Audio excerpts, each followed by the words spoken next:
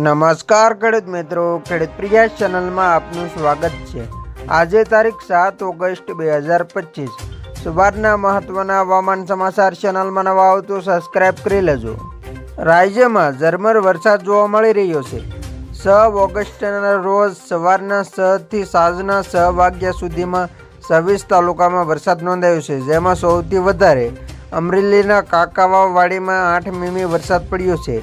એક પણ તાલુકામાં 1 ઇંચથી વધારે વરસાદ પડ્યો નથી। રાજ્યમાં ક્યાંય ભારે વરસાદ જોવા મળ્યો નથી।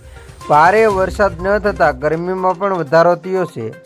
સ્ટેટ ઇમરજન્સી ઓપરેશન સેન્ટર ગાંધીનગરના આંકડા પ્રમાણે રાજ્યમાં બુધવારે 6 ઓગસ્ટના રોજ સવારના 6 થી સાંજના 6 વાગ્યા સુધીમાં 26 તાલુકામાં વરસાદ પડ્યો છે, જેમાં કાકાવાવવાડીમાં 8 મીમી, ધોરાજીમાં 7 મીમી, ધ્રોલ વાપીમાં 6 મીમી, વિસાવદરમાં 5 મીમી, જામનગર, જૂનાગઢ, ડોલવાણમાં 4 મીમી, લોધિકા, માળિયા અને મોરબીમાં 3 મીમી વરસાદ પડ્યો છે।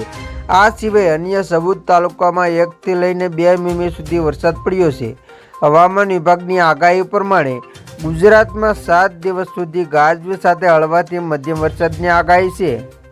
12મી ઓગસ્ટ સુધીમાં કોઈપણ સ્થળે ભારે વરસાદની આગાહી આપવામાં આવી નથી। અમદાવાદનું તાપમાન 2 થી 3 ડિગ્રી વધી શકે છે। માછીમારો માટે પણ કોઈ ચેતવણી જાહેર કરવામાં આવી નથી। 15 ઓગસ્ટથી ફરી સિસ્ટમ સક્રિય થવાની આશા છે। હવામાન શાસ્ત્રી અંબાલાલ પટેલે ઓગસ્ટમાં વરસાદ અંગે મોટી આગાહી કરી છે। તેમના મતે 15 ઓગસ્ટથી દેશભરમાં ચોમાસું સિસ્ટમ સક્રિય થઈ છે। ચોમાસું સક્રિય થતાં દેશના ઘણા ભાગોમાં વરસાદની શક્યતા રહે છે। અરબી સમુદ્રમાં ચક્રવાતના પરિભ્રમણને કારણે તે અરબી સમુદ્રમાં સક્રિય થશે અને 19 થી 22 ઓગસ્ટ દરમિયાન દક્ષિણ સૌરાષ્ટ્રના કેટલાક ભાગોમાં ભારે વરસાદની શક્યતા છે।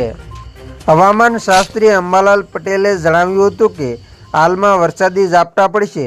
7 ઓગસ્ટથી 12 ઓગસ્ટ સુધી વરસાદી ઝાપટા વધવાની શક્યતા છે। 19 થી 22 સુધી રાજ્યના ઘણા ભાગોમાં વરસાદની શક્યતા છે। કેટલાક ભાગોમાં ભારે વરસાદની શક્યતા છે। ઓગસ્ટના અંત સુધીમાં રાજ્યના કેટલાક ભાગોમાં ભારેથી અતિભારે વરસાદની શક્યતા છે।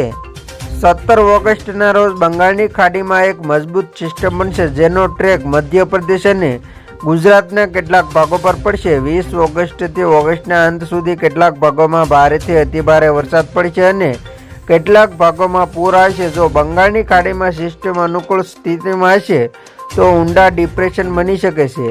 13 થી 14 ઓગસ્ટ સુધી ભારતમાં ચોમાસું સક્રિય રહેશે, તેથી ખેડૂતોએ વરસાદની ચિંતા કરવાની જરૂર નથી। તો ખેડૂત મિત્રો, આ હતા સવારના મહત્વના હવામાન સમાચાર।